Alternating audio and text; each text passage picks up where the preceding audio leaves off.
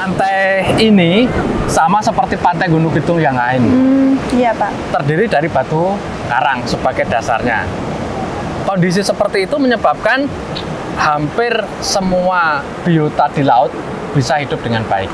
Kalau di pantai ini biasanya ada jenis alga apa aja sih Pak?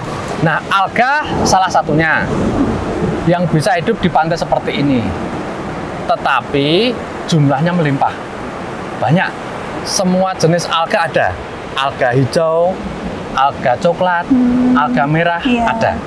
Termasuk ini. Oh iya. Ulva speciosa semacam ini. Ini tumbuh banyak di sini. Iya. Dia ada di tepian mendominasi. Kalau itu Pak, dia kenapa tumbuhnya cuma hanya di pinggiran? Kenapa dia nggak agak menengah-menengah gitu Pak? Ini bukan tumbuhan, alga. Tetapi seperti tumbuhan juga, dia butuh tempat untuk menempel menggunakan holdfast. Kalau di tepi, dia bisa menempel. Kalau di tengah nggak bisa. Iya kan? Iya Pak. Oke. Kira-kira alga ini dapat dimanfaatkan apa saja ya? Alga banyak sekali manfaatnya. Yang langsung sebagai bahan makanan, makanan ternak, atau untuk pupuk juga bisa sebenarnya. Cuma yang jadi masalah kan potensi yang banyak tersebut belum semuanya diketahui. Termasuk pemanfaatan untuk bidang medis sebagai bahan-bahan suplemen obat-obatan, berkhasiat obat semacam itu belum banyak dieksplorasi.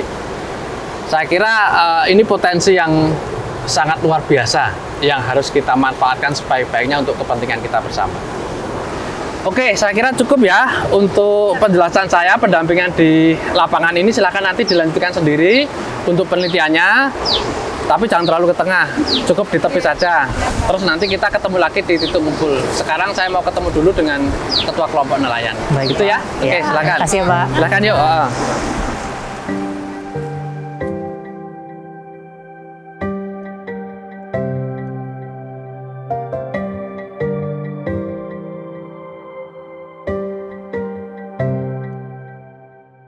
Nama saya Ibu Sutarmi.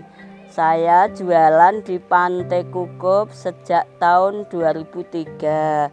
Saya jualan peyek udang sama ikan crispy. Setelah itu ada mbak-mbak dari UGM mau melatih itu bikin rumput laut, bikin ulva. Dulu saya itu belum berani mengambil rumput laut di pantai karena takutnya itu beracun. Setelah dikasih tahu sama mbak-mbak KKN, itu saya baru berani ambil di pantai. Jam 7 pagi pantai udah surut, saya metik rumput laut, ulva, bikin keripik ulva. Saya setelah metik rumput laut baru ke tempat saya itu, di tempat warung saya. Setelah itu langsung dikasih tahu caranya memasak.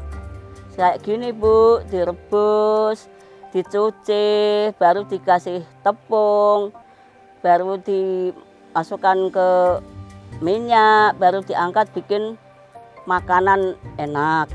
Keripik ulva itu menjadi favorit di warung saya.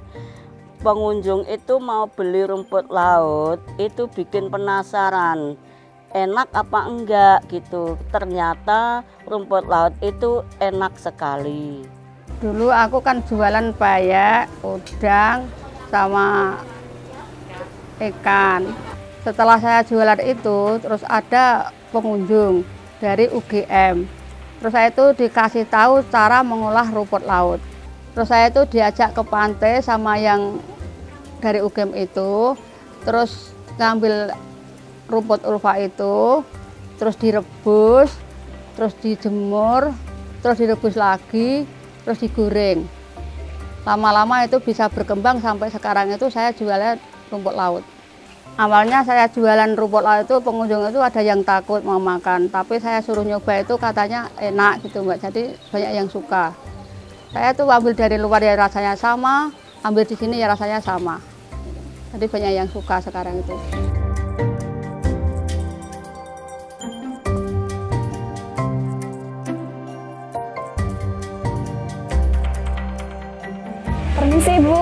nggih, Ya, Bu? mari. Ini keripik ulfa. Ini mau nyoba dulu bisa. Oh, nggih, Bu, Nyoba boleh. dulu tak bisa. Iya, boleh. Nah, nyoba dulu. Kayaknya enak nih, mau nggak?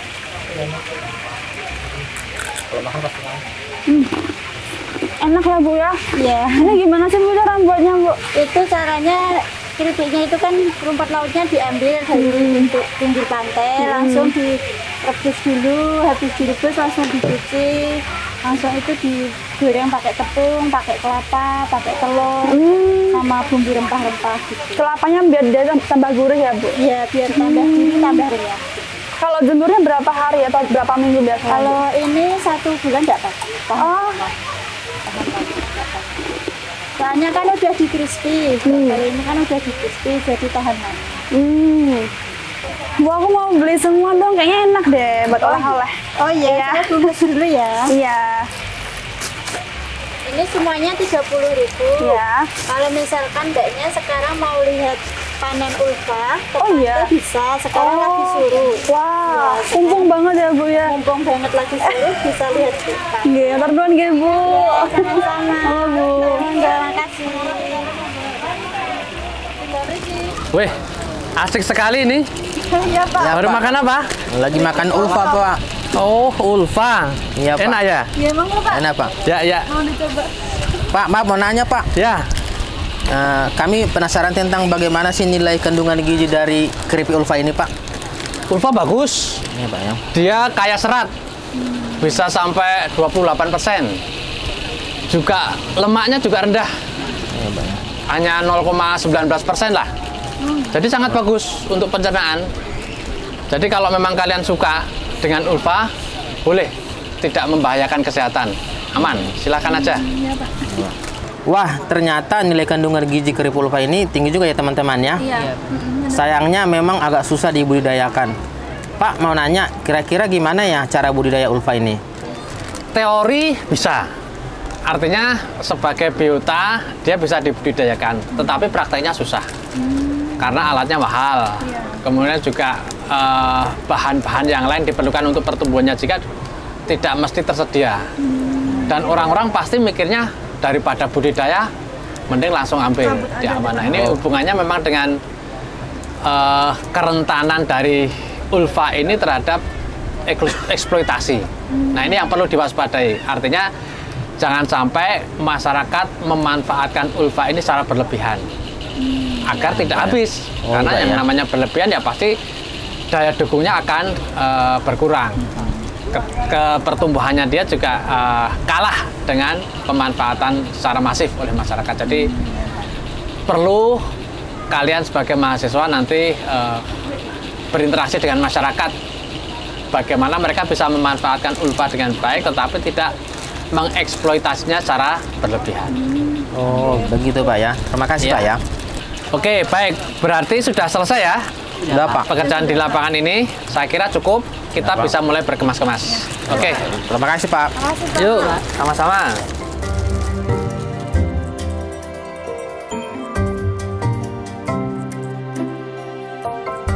Untuk budidaya di sini belum sih Mbak, sebenarnya dulu udah pernah ada sosialisasi dari teman-teman, udah dikasih tahu dari UGM ada pengajaran untuk budidaya ulfa, tapi karena kondisi laut di pantai selatan ini ombaknya terlalu tinggi jadi nggak bisa dilakukan di lapangan karena kondisi ombaknya yang terlalu ekstrim, jadi nggak bisa untuk budidaya.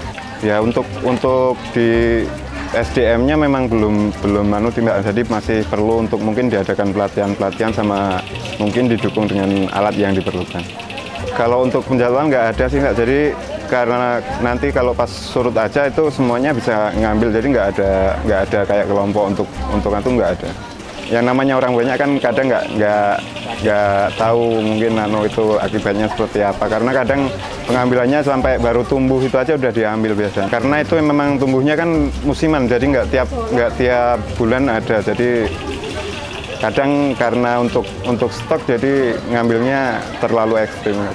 Siapa aja yang ngambil duluan itu yang kadang kita juga mendatangkan dari daerah-daerah lain di sekitar sini.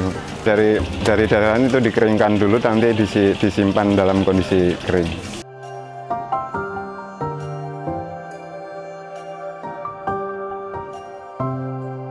Alga merupakan organisme penghasil makanan, sama seperti tumbuhan, atau istilahnya autotrofik, karena mempunyai klorofil A sebagai komponen utama mendapatkan sinar matahari untuk melakukan proses fotosintesis.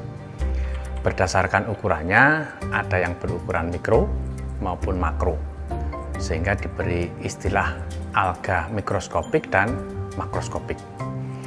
Alga makroskopik terdiri dari alga hijau, coklat, maupun merah.